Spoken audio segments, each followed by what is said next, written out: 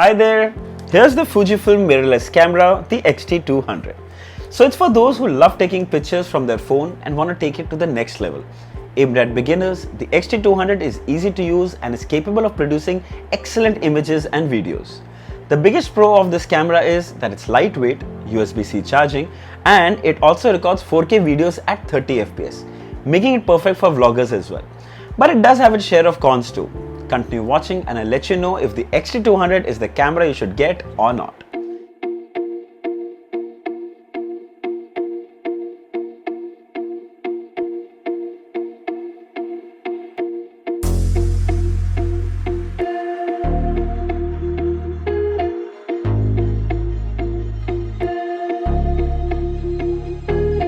So let's start with the physical overview. The XT200 is very stealthy, retro look like most of the Fujifilm X series camera. Now this is a dark silver variant. You also have an option to get silver and champagne gold. Choice of color is always very subjective, but I love this dark grey finish. It looks amazing. Alright, it weighs around 370 grams with battery and it's really convenient to handle even with one hand. You can see it here. The leather finish texture on the camera also helps get an amazing good grip. The back has a fully articulating 3.5-inch color touch display with a 16:9 aspect ratio. The LCD is one of the largest you'll find in a camera in this price segment. You can move it in literally any direction. Turn and twist it the other way makes it perfect for vlogging and making videos. Since it's a touch display, you can select the focus points to get that perfect shot. There is also an option to click on touch. Comes very handy for people coming from smartphones. It's actually also faster, but focus could be a little missed sometimes. Touchscreen is also great when it comes to browsing through settings. It's so much more easier. The display is super crisp at 2.8 million dots. Brightness is adjustable and at the highest setting, it's very much usable under direct sunlight. The XT200 also has an OLED viewfinder. It would be extremely hard to show you how it looks in this recording, but it's crisp and shows you all the details. It's very helpful on a bright sunny day when it's hard to see the LCD display. You can toggle between EVF and display by pressing the viewfinder mode. EVF stands for electronic viewfinder. On the top are dials and buttons. This is the power on off button. Press once to turn it on, press again to turn it off. This one is the shutter button to click pictures. Half click to get subject or person in focus. Press fully to click a picture. In front is a button with red dot. This is for video recording. You'll see a red light on the display and you know it's recording. I personally feel this is a very awkwardly placed button, but nevertheless it works well. Here is an exposure dial to increase or tone down the exposure. Comes really handy during bright daylight shots. Here is a mode dial. You can toggle between program, SR, manual, auto, landscape, portrait, 4K videos and some more. The ring around the shutter controls the aperture, which means how much light you want to allow on the sensor. Lower the number, more the background blur. But this is something you don't want to touch unless you really know professionally about cameras. You'll learn with time. The SR Plus mode from the dial should suffice most beginners with excellent results. The dial on the left is to change the image styles. The camera standard is called Provia with natural colors. For vivid screen, there is Velvia. Then you can go with classic chrome if you like a little less toned desaturated look. Black and white and sepia options are there too. The best part is it shows you a split screen live view of how the image will look before and after. There are some good ones to check out. Here is a switch, push it backwards and it releases the flash. Simple. On the back are two buttons, delete and play. Here are two more function buttons. Down here is the joystick to navigate, menu OK button and display back button. And finally the lens. It's a 15x45mm with optical image stabilization and is a power zoom lens.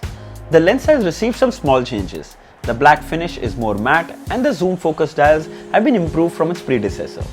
You have a 3.5mm mic input towards the left. It's simple, plug and you're done. Towards the right is an HDMI micro connector out and a USB-C port to charge the battery. There is also a USB-C to 3.5mm dongle provided in the box for audio out to hear the audio.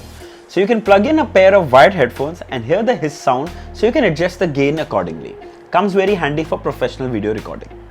The XT200 comes with a 24.2 megapixel sensor and it's paired with a new processing engine that supports quicker readout speeds. Fuji claims it's 3.5 times faster than the previous XT100.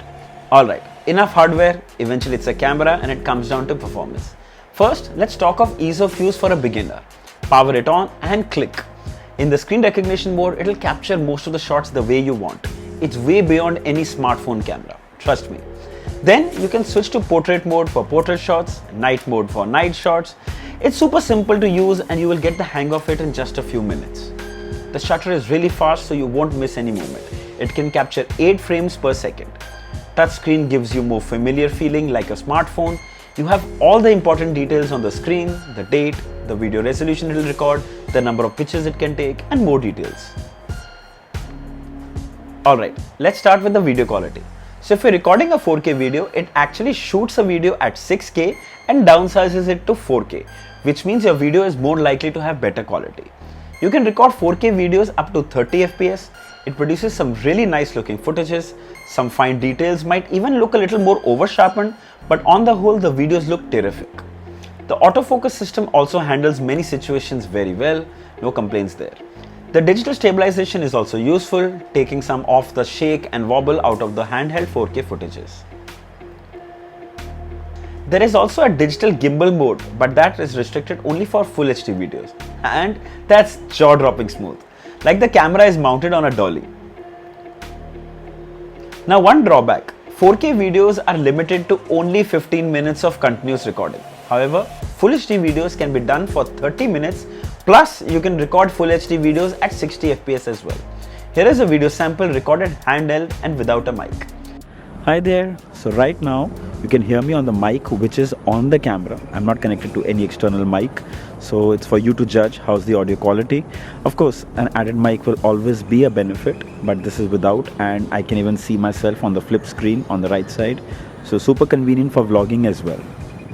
So the video quality is pretty impressive along with the onboard mic, which is also workable if you want to get this for vlogging. When it comes to the video quality and stability, the XT200 is pretty dependable. Alright, moving to the picture quality. Here are some pictures taken. The autofocus worked really well. JPEG colors are vivid and the amount of noise reduction applied is pretty less.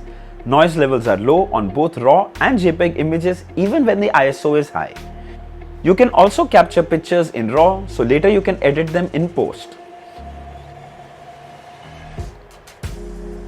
When you capture landscape images, dynamic range is excellent and the DR modes allow beginners to improve contrast in a photo.